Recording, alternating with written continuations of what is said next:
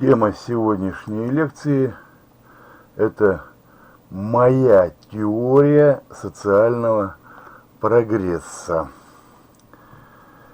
Первый вопрос. Социальный конфликт как двигатель социального прогресса и социальный контроль как охранник достижений социального прогресса, то есть социальных изобретений. Прогресс общества происходит через конфликты. Реформатор, предлагающий новые социальные изобретения, должен победить в конфликте консерваторов, которые не хотят менять социальную структуру. Сохранение социальных изобретений происходит благодаря системе социального контроля, когда эта система социального контроля пресекает все попытки отменить социальные изобретения, сделанные в прошлом.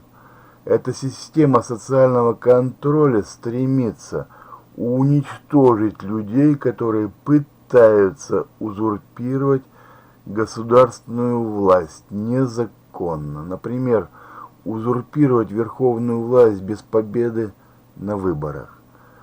По мнению Петерима Сорокина, в период революции происходит дезорганизация власти и социального контроля, и начинается вооруженный конфликт за власть в форме гражданской войны и вооруженных переворотов.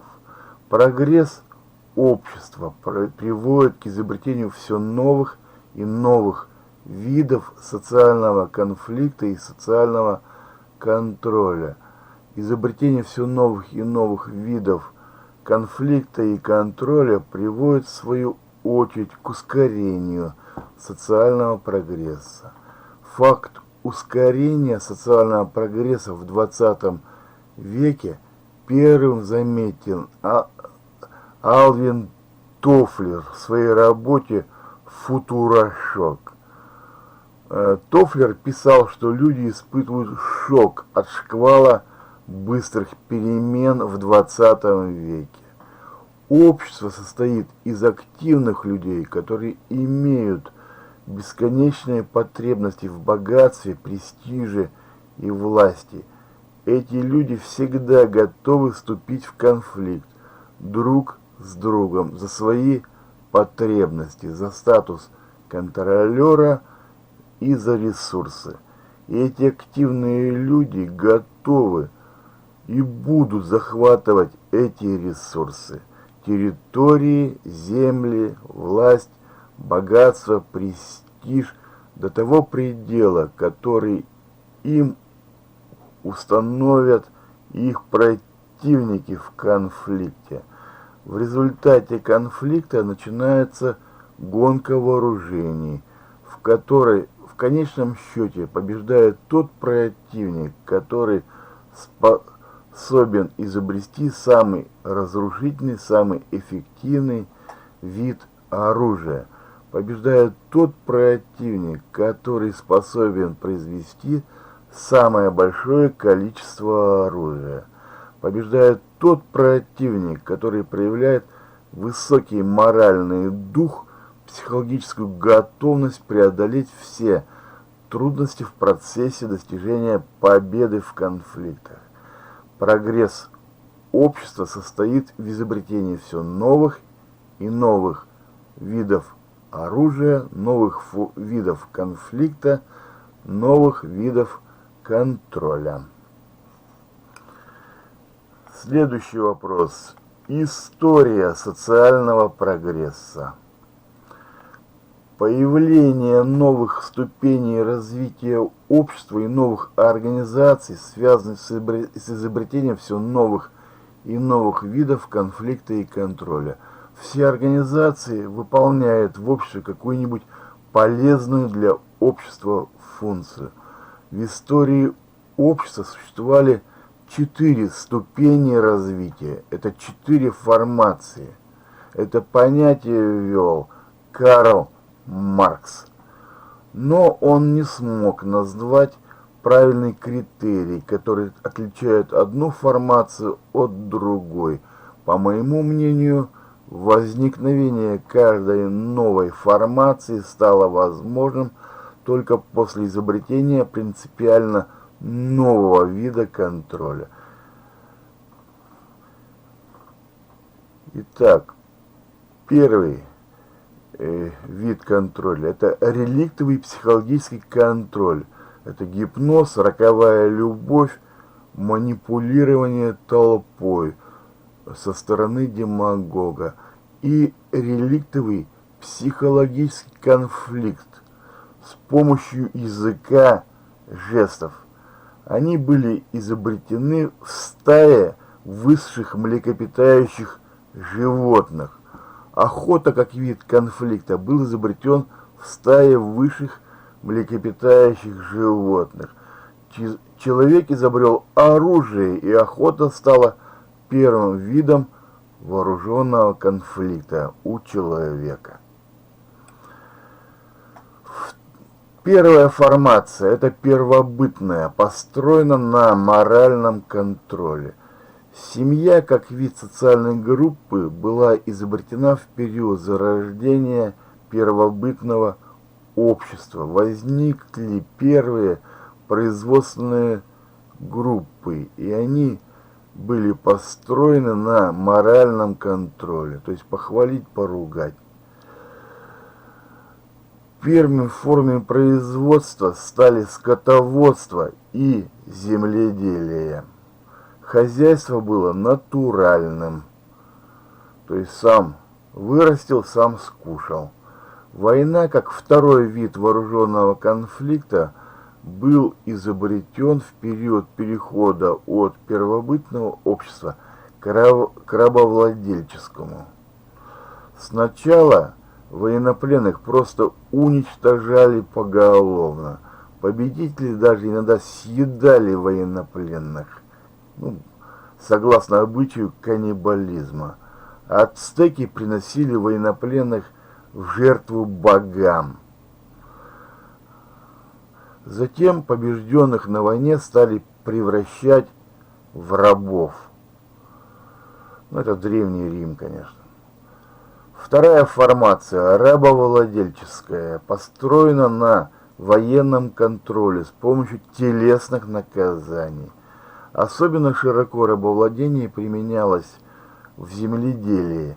В США рабство негров на сельскохозяйственных плантациях применялось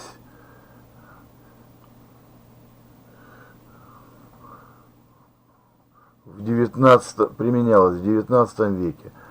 В 1600, то есть совсем недавно рабовладение еще было, в 19 веке. 1609,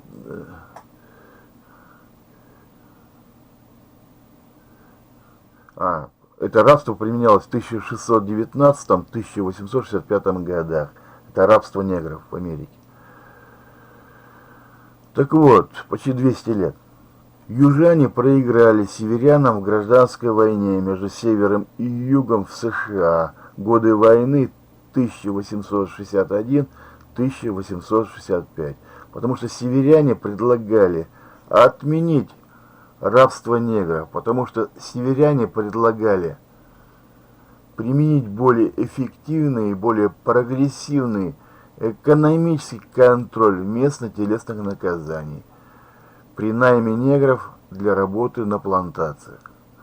Второй формой производства стало ремесло.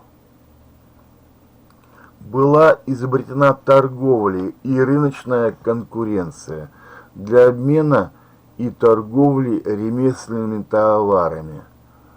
Был изобретен эстетический конфликт, это конкурс между артистами. Театр, например, был изобретен в Древней Греции.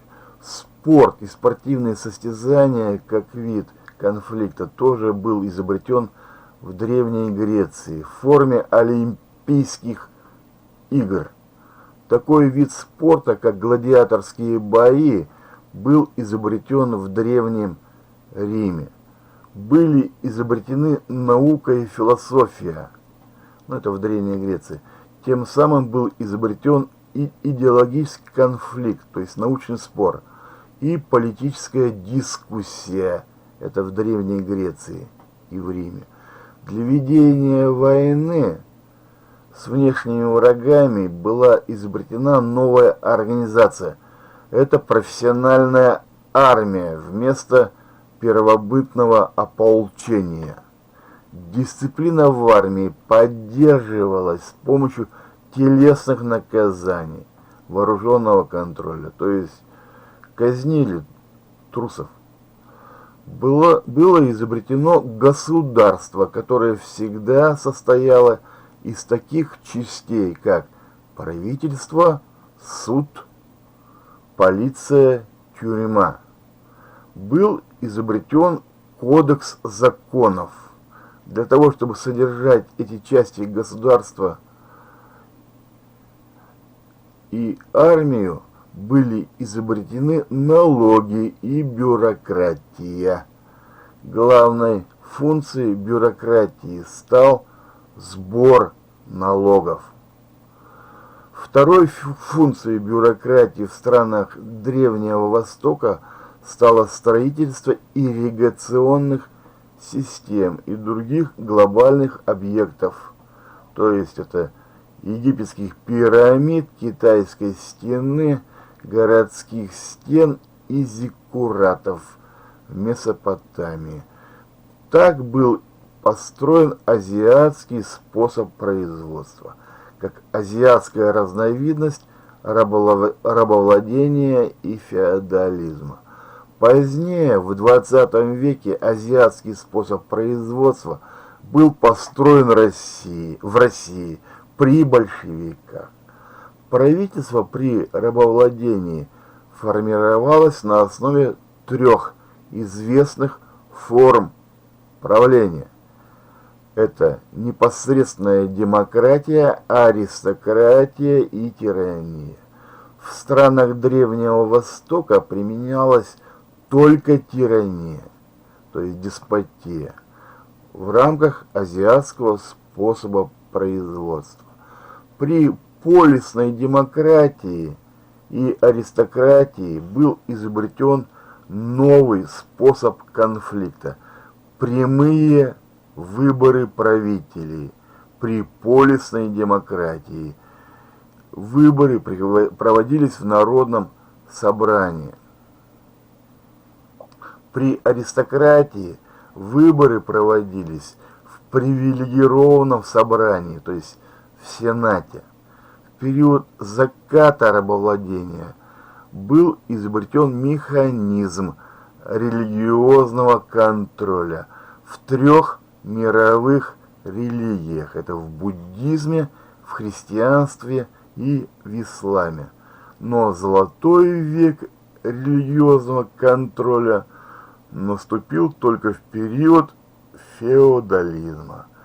Итак, третья формация, феодальная,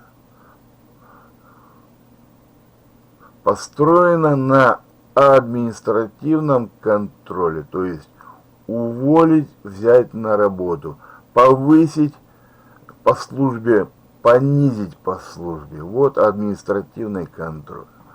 В Европе была изобретена вассально-ленная система, построена на административном контроле. То есть сеньор мог повысить или понизить своего вассала. Вассально-ленная система привела к феодальной раздробленности в Европе, что имело последствием затруднения и даже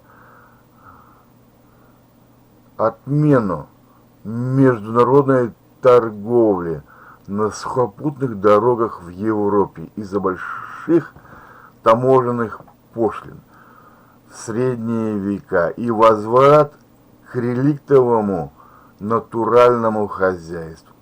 В конце средних веков начался процесс строительства новых городов в Западной Европе, как центров ремесла и торговли. восстановление внутренней торговли и рыночной конкуренции. На Древнем Востоке никогда не была вассально-ленная система, но была бюрократия, то есть система, построенная на административном контроле. Россия – это переходная страна от Азии к Европе, поэтому татаро-монгольские завоеватели принесли бюрократию из Китая в Россию для сбора дани в пользу Золотой Орды. То есть татаро-монголы научили русских собирать налоги.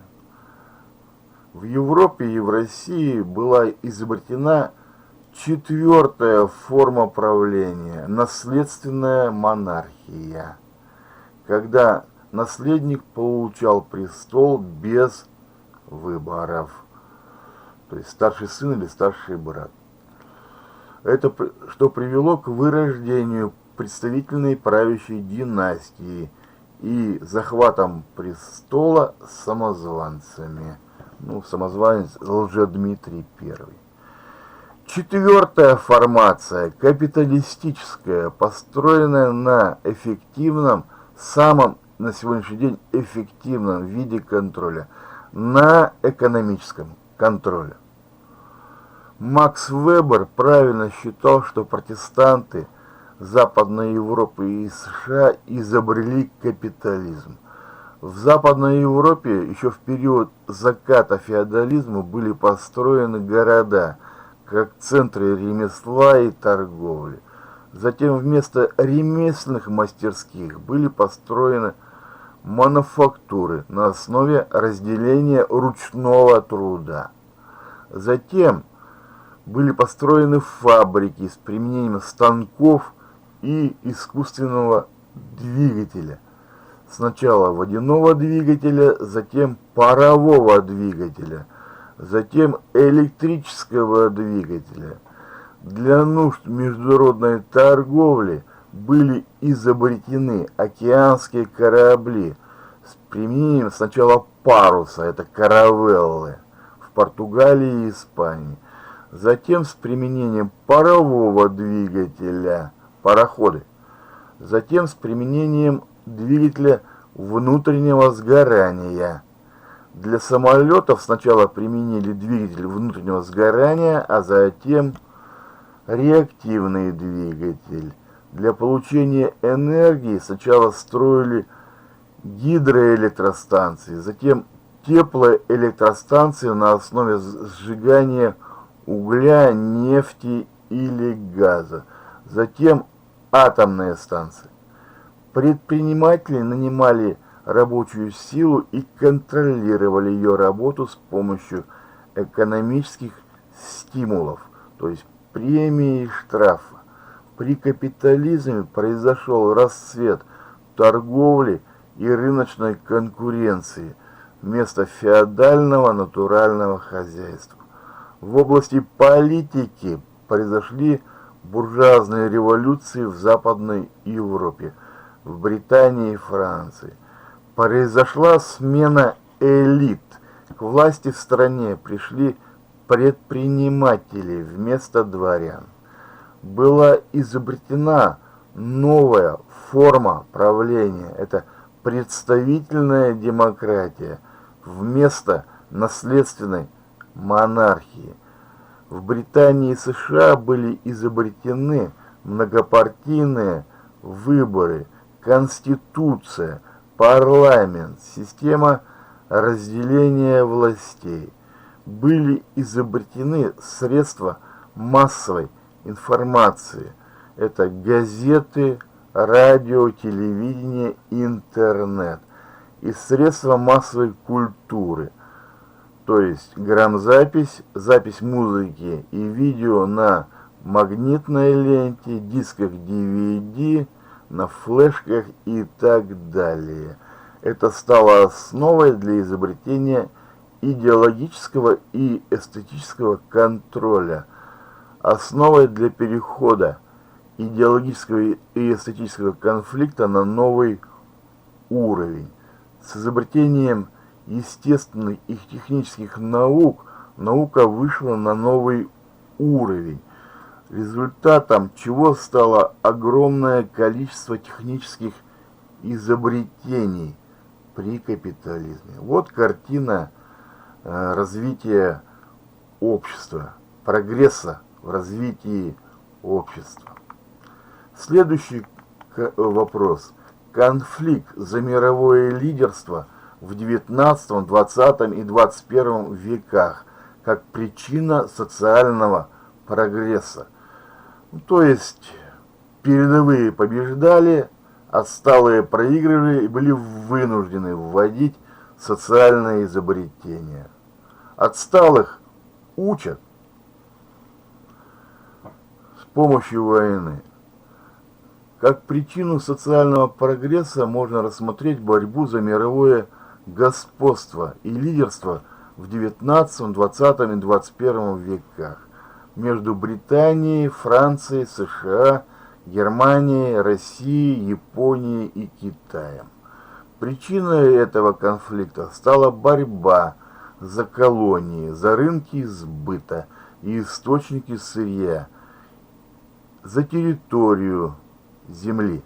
Эта борьба началась с того, что Китай был разделен европейскими колонизаторами на колонии, как тыква в конце XIX и начале XX века. В результате опиумных войн и подавления боксерского или ихетуанского восстания европейскими колонизаторами.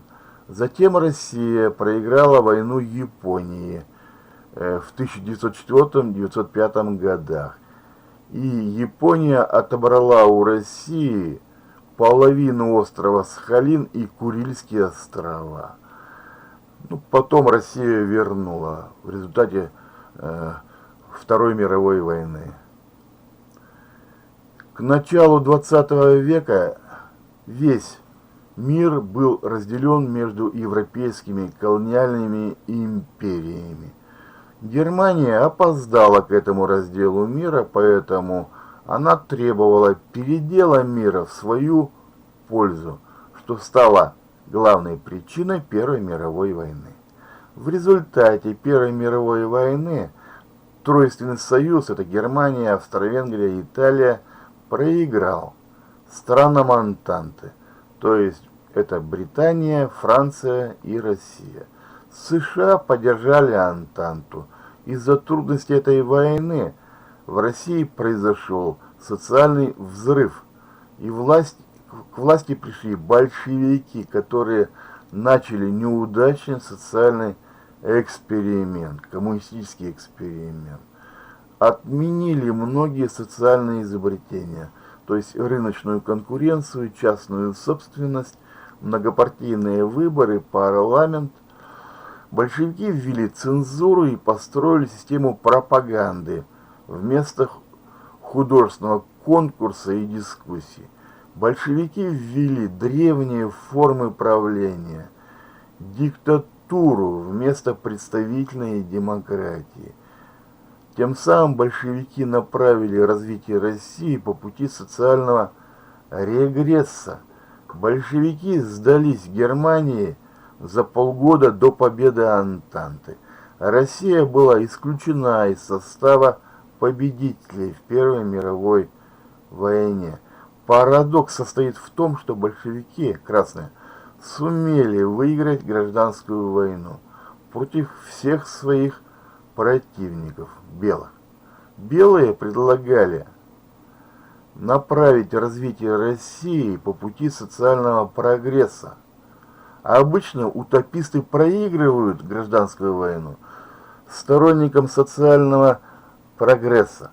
Но в России произошло исключение из этого правила, в том числе из-за готовности большевиков пойти на любые преступления и на любой террор против собственного народа ради достижения утопической цели – достижения социального равенства. Ради этой цели в России были ограблены все, кого только можно было ограбить. Сначала предприниматели и дворяне в 1917 году, затем богатые крестьяне в период коллективизации. И была ограблена церковь.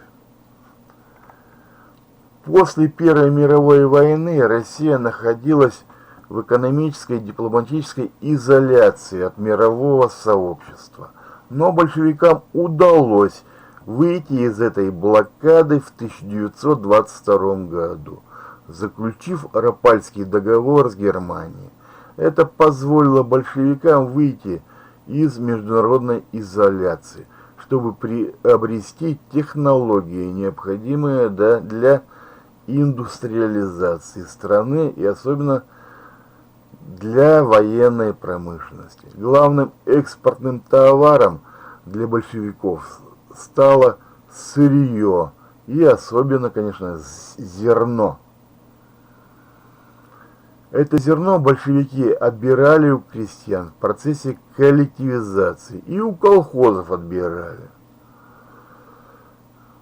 Ну, в результате был голод в России. То есть все зерно продали и был голод. Купили станки и провели индустриализацию и построили военную промышленность. В 1968 году были открыты новые огромные месторождения нефти и газа в Западной Сибири, на Печоре и в Поволжье. Нефть и газ стали новым экспортным товаром России вместо зерна, так как большевики разорили сельское хозяйство своей страны в результате своей политики. Зерно стали закупать. К началу Второй мировой войны большевикам удалось провести индустриализацию и построить военную промышленность за счет мобилизации всех ресурсов страны. Кстати, в ходе войны большевикам пришлось эвакуировать военную промышленность захваченных Германией территорий на Урал и в Сибирь.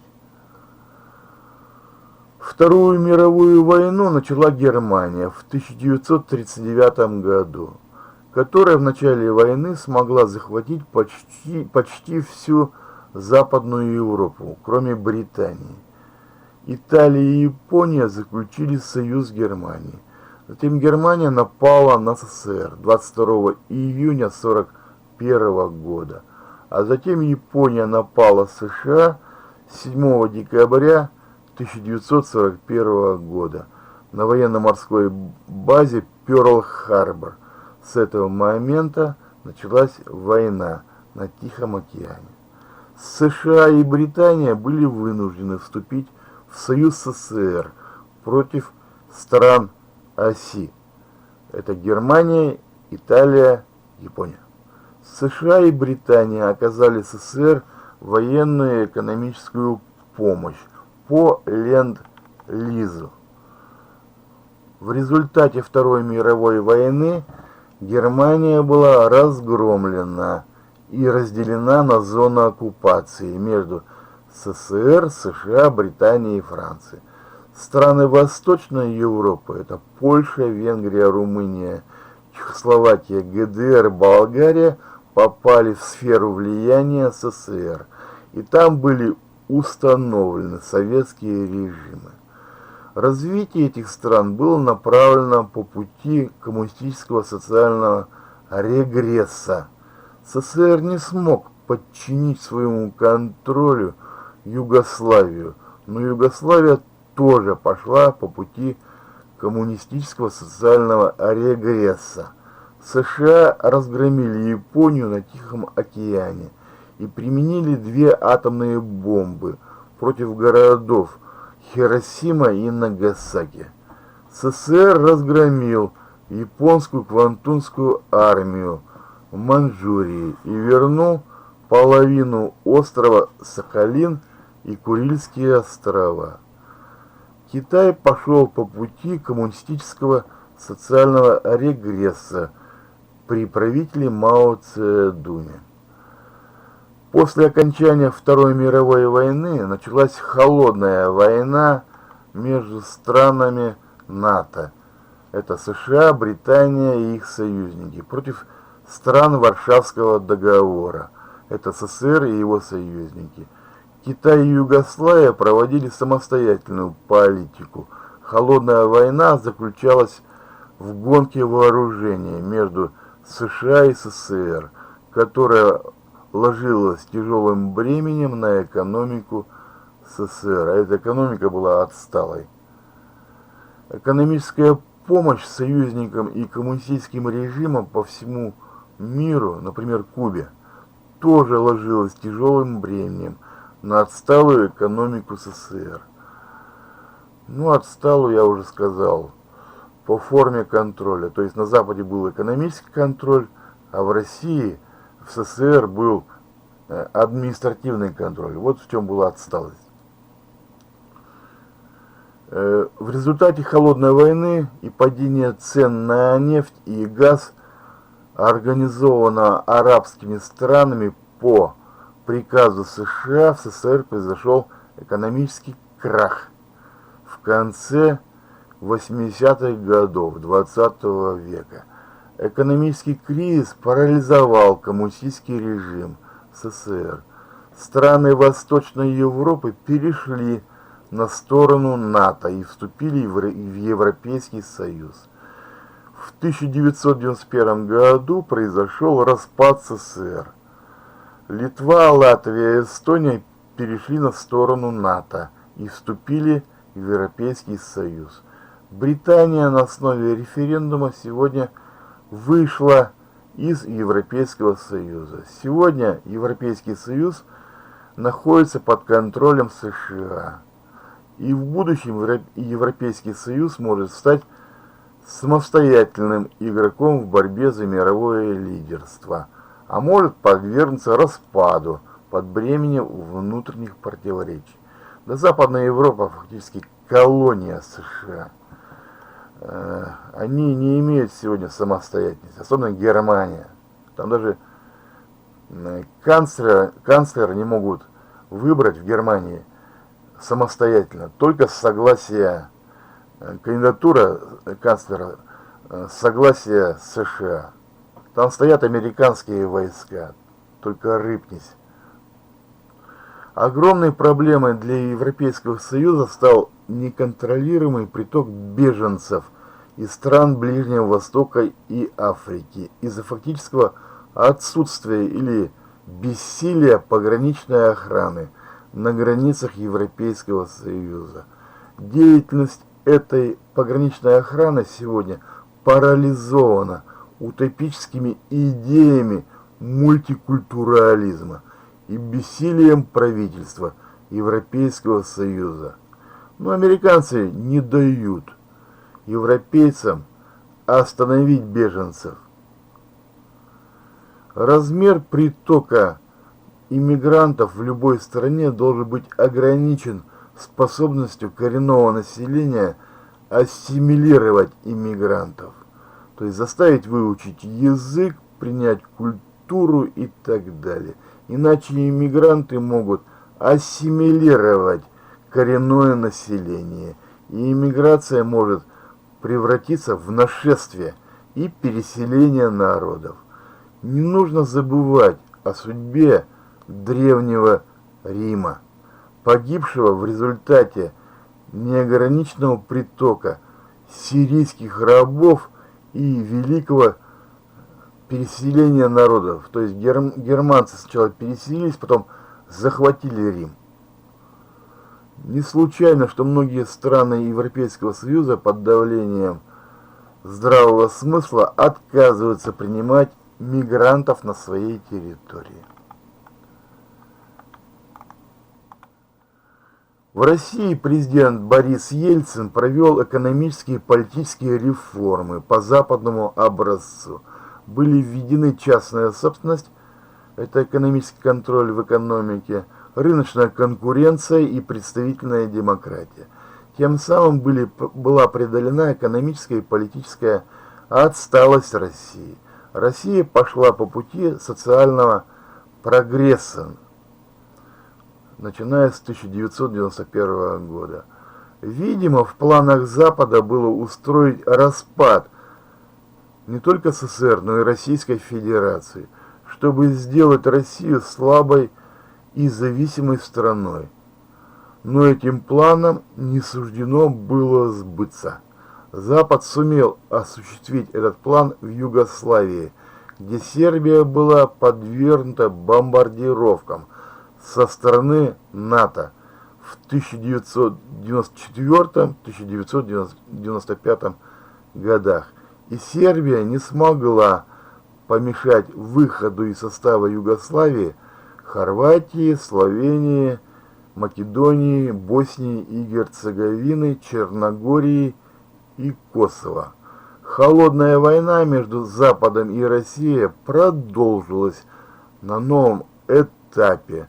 Новый президент России Владимир Путин навел порядок в стране, разгромил сепаратистов в Чечне, которым помогали арабские страны. В результате Второй Чеченской войны в 1999-2000 годах Владимир Путин разгромил Грузию в результате российско-грузинской войны в 2008 году. В результате этой войны Южная Осетия и Абхазия вышли из состава Грузии и сегодня находятся в сфере влияния России. На Украине к власти пришли националисты в результате Евромайдана, организованного западными странами, и захвата власти в 2014 году. В некоторых юго-восточных областях Украины и в Крыму русское население было возмущено этим антиконституционным переворотом. В результате началась гражданская война в Луганской и Донецкой областях. За отделение этих областей от Украины и присоединение их к Российской Федерации. Повстанцы разгромили войска регулярной украинской армии и националистов с помощью военной и экономической поддержки со стороны России. Население Крыма проголосовало за присоединение Крыма к Российской Федерации в 2014 году. Следует заметить, что Донбасс, Крым и Причерноморье были подарены большевиками Украине из состава России. Поэтому возвращение этих областей в состав России является актом исторической справедливости. Сегодня продолжается борьба между Россией и Западом за сферы влияния на Украине. И чем закончится эта борьба, покажет будущее. Украина пыталась устроить блокаду Крыма, поэтому Россия построила Крымский мост в 2018 году. Длина Крымского моста составляет 18 километров. Украинцы воровали российский газ из трубопровода и угрожали взорвать этот трубопровод в случае войны с Украиной. Украина с Россией. Чтобы избавить себя от этого шантажа, Россия построила и строит сегодня газопроводы по дну Черного и Балтийского моря. Это Северный поток-1, Северный поток-2, Турецкий поток в обход территории Украины. Таким образом, у России развязаны руки в конфликте с Украиной после завершения этого строительства. США пытались помешать этому строительству, предложив Европейскому Союзу свой более дорогой сжиженный газ вместо более дешевого трубопроводного российского газа. Но большинство европейцев отказались от этого экономически невыгодного предложения. Президент России Владимир Путин заявил о изобретении в России новых видов оружия. Это гиперзвуковых ракет, боевых лазеров, танков «Армата» и истребителей пятого поколения Су-57. Таким образом, наметилось технологическое превосходство России на новом этапе холодной войны. В будущем Россия будет восстанавливать свою утраченную сферу влияния. К тому же военные расходы на содержание военных баз по всему миру легли тяжелым бременем на экономику США, что привело к огромному бюджетному дефициту США. Экономическим ослаблением США на мировом рынке не преминул воспользоваться Китай.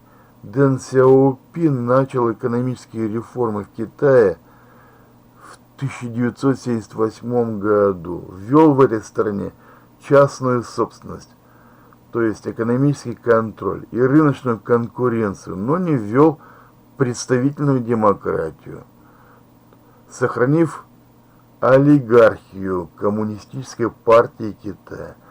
В результате начался бурный экономический рост экономики Китая за счет дешевой и трудолюбивой рабочей силы. Сегодня Китай по объему валового внутреннего продукта вышел на второе место в мире и скоро обгонит США по этому показателю. Руководство США ввело экономические санкции против России из-за присоединения Крыма к России. Это вызвало некоторое замедление темпов экономического роста в России, но эти санкции не смогли разрушить экономику России. Санкции привели к расцвету сельского хозяйства в России и росту экспорта зерна из России. То есть Россия перестала закупать зерно на Западе, стала продавать, как в XIX веке. Россия нашла новых экономических союзников в лице прежде всего Китая. Когда началась специальная операция на Украине, Китай Россию поддержал и отказался устроить блокаду России. К тому же президент США Дональд Трамп начал торговую войну против Китая, повысив торговые пошлины на китайские товары. Это стало ошибкой Дональда Трампа, так как США не должны вступать в конфликт против России и Китая одновременно. США проиграли войну во Вьетнаме в 1973 году из-за военной поддержки коммунистов во Вьетнаме со стороны СССР. Американцы решили отомстить русским и в ходе афганской войны. 1979-1989 США оказали военную помощь душманам, афганским повстанцам, воевавшим против советских войск и афганских правительственных войск. На этой военной помощи вырос исламский терроризм. В 1991 году США провели операцию «Буря в пустыне» против диктаторского режима Саддама Хусейна в Ираке. 11 сентября 2001 года исламские террористы устроили террористическую атаку на США. В ответ США собрали и возглавили коалицию международных сил, целью которой стало свержение режима талибов в Афганистане, на территории которого базировалась Аль-Каида. Но США надолго увязли в этой стране, не добившись конкретного результата, то есть разгрома исламских террористов. Вторжение США и их союзников в Ирак, это 2003 год, привело к появлению исламского государства Ирака и Леванта, ИГИЛ. В 2011 году западные страны оказали военную помощь повстанцам в Ливии, чтобы свергнуть режим Муаммара Каддафи. Но оказалось, что власть диктаторов на Востоке лучше, чем власти исламских террористов. Террористы создали исламское государство на территории Сирии, что угрожало стабильности в этом регионе и военным базам России в Сирии. Поэтому Россия решила оказать военную помощь законному правительству этой страны во главе с Башаром Асадом в войне с исламскими террористами в 2015 году. К началу 2018 года исламское государство в Сирии в общем и целом было разгромлено сирийской армией при поддержке российской авиации. Россия использовала войну в Сирии как полигон для испытания и рекламную площадку для своих новейших систем вооружений. А потом этот опыт был применен на Украине, в войне на Украине. Сирийский опыт. Применение высокоточного оружия, например. И господство в воздухе. Российские войска получили боевой опыт благодаря частым ротациям личного состава. Президент США Дональд Трамп заявил в 2018 году о решении вывести американские войска из Сирии. США и НАТО вывели свои войска из Афганистана в 2021 году, а Талибан захватил власть в Афганистане. Таким образом, США предали своих союзников в Афганистане, и США отдал этих союзников на растерзание талибам. Да, это бегство США из Афганистана было позором. Эти союзники хватались за колеса этих самолетов, разбивались об асфальт.